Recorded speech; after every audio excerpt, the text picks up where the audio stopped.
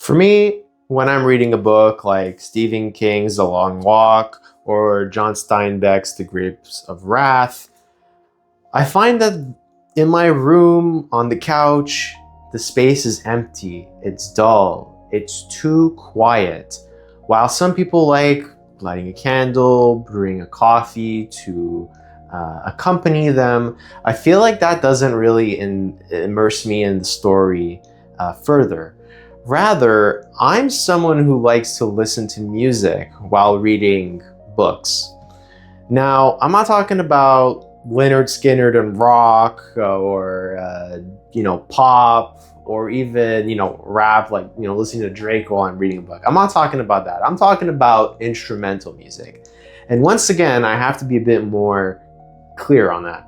Again, I'm not talking about classical music like Mozart, Bach, Beethoven. No. That's too distracting. But ambient music is the sweet spot, all right? Now, why do I do this? Well, I think it's the same reason that you would put music on top of a movie. It immerses you. Imagine watching Star Wars or Gladiator, and you didn't have the musical score to accompany the visuals. The movie would certainly feel more flat. They wouldn't feel as immersive, or it wouldn't feel as exciting because the music adds a layer of anticipation, of action. It just sounds right, pun intended. And I think the same goes for books. Now, I think it's super important to pick a music track for ambient music to accompany the book that isn't too distracting, because at the end of the day you want to put it at a low volume that you can still hear and gives you some atmospheric energy that really enhances you into the story and is giving you a thematic interesting soundscape, like Western music, or you're in the desert, or medieval music from whatever time, that sort of stuff. So it has instruments, it has a style that is definitely associated with that period or that location that your brain is easily able to pick up. Typically, just one piece of ambient music is good enough. And here's why. If you listen to the same ambient music, which can span between 1 hour to 4 hour long track, whatever it is, and you listen to that track for the entirety of the book, all right, your brain is going to associate that book with that music track. And why does that matter? One word: nostalgia. Nostalgia is the reason.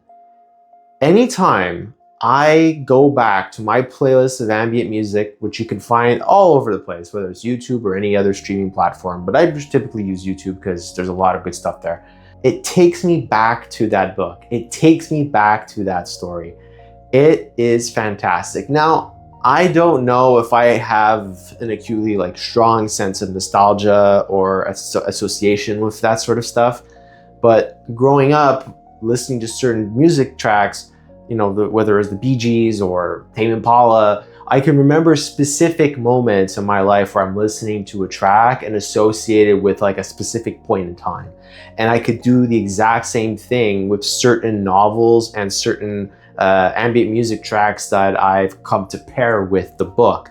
And it makes the experience amazing, because when you listen to that track, when you're a couple months after you've read the book, if it was a good book, you're going to think back at the time what it was, and you're going to think that this track belongs with that book, and it is fantastic. I can clearly remember the track that I listened to when I was reading Misery. It is literally imprinted in my brain and it's not even the right genre. It's this cyberpunk ambient city music, and it's just this low humming and stuff. But for whatever reason, I listened to it because it was nice background, calm, whatever, distracted me from background noise. And it's associated with misery, a story where, you know, somebody's stuck in a house in Colorado. You know, nothing, it has nothing to do with sci-fi, but whatever, my brain associates it with misery now and the struggle of Paul Sheldon. Like I've said, YouTube is a great source for ambient music. Now, I'm sure most of you guys listen to some form of ambient music at one point in your life, but there's lots of stuff. There's, you know, like space ambient music, Western ambient music. There's ambient music for literally any genre you want. Literally use any adjective you want and put ambient music in it, and you're gonna find some sort of track. You need a spooky library, put in like dark library ambient music. Get creative with it and somebody will have probably made it, all right? And because we are in a world with AI, there's gonna be even more choices available. Whether it's good choices or not, that's a whole other debate. A great example for ambient music to pair up with would be like for Stephen King's It. I mean, you want something like dark, creepy ambient music for this book. You don't want something that's like uplifting, epic music. You know, if you're reading a fantasy story, you want like medieval ambient music. Like, this is so simple, so easy to figure out, that you're just gonna love the story more. I think it doesn't hurt to try. Now, that being said, here are some of my favorite creators that I have stumbled upon that have made my reading experience so much better. Starting with number one, Universal Ambience. All right, this guy, this girl, whoever it is fantastic. They make music for different parts of the world, whether it's the United States, different specific states, different parts of the year. He's got stuff like New York music from like the 1800s, and it's just ambient music with different instruments a little bit that just gives some sort of energy, some vibes, some dark atmosphere, maybe some calm atmosphere. He's got like Lake Tahoe stuff going on. So if you're looking for like aquatic stuff, you read, I don't know, reading stuff, Moby Dick, for example, or The Old Man in the Sea. You want something that has like ambient music that deals with like water. Fantastic. He's got stuff for like Scandinavia, Europe, the South Americas, the Middle East. He's got all kinds of stuff, and it's fantastic. And if you're someone who's really anti-AI, then supporting an actual human being like this guy or girl, whoever it is fantastic. It's a great idea. Now, beyond that, there's tons of stuff for sci-fi, tons of stuff. Sci-Fi Brother is another one that has some pretty good, calm, spacey music that is perfect. And all these tracks are all about an hour long or more, so it's perfect. You don't have to constantly hear the same 2-minute song over and over again. That's not what we're trying to do. We're trying to hit some ambient music that's like an hour long or more, and it just flows. And it's not super repetitive because it's so drawn out. And that's like the sweet spot.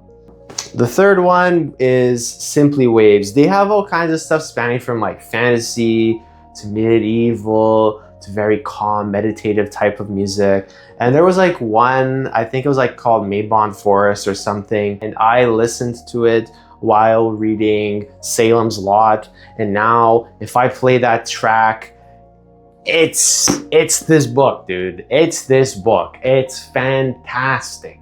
So if you really like music and you really like books, I highly, highly, highly recommend you try this. And another benefit of this is if you're, commuting to work, commuting to school, there's going to be lots of, noise and background sounds that you don't want to deal with. You slap on a pair of headphones and you put on a little bit of music, it's gonna help a long way. Heck, on the plane, you know how annoying it is to just hear that freaking loud hum while you try to read a book? This helps a lot. You're gonna love reading on the airplane if you already don't. For the people who are just wondering, like, why would you listen to music while reading a book? Here's probably one of the other main reasons is in 2025, kids are reading less and less. Even at a collegiate level, people's reading abilities are not as they once were, even about 10 years ago. So it's super important to find ways to make reading more enjoyable, more exciting. When I grew up, reading was a chore, and it was something that I thought was just gonna be for school and not for pleasure. Sure, I found some good stuff for Goosebumps growing up, but it didn't catch my attention as much as I wish it had. Sure, there were some good stories and stuff, but I think if you give this a try, or if you want your kid to read more books, maybe pairing it up with like some nice music might go a long way to making the experience more dynamic, and maybe will entice them to read more books. So that is another fundamental reason why I think maybe give this a try if you are lacking the motivation to read books, or have a hard time focusing for a long period of time just because things get a bit dull. This is a way to enhance it by using another one of your senses. So let me know if you have any special things that you do while you read, whether to drink coffee, light a candle, whatever it is. I'm actually really curious to see if there's other people who do what I do, or there's people that do some different sort of like ritual when they read a book that makes them enjoy a book more, or just keep them focused on that activity.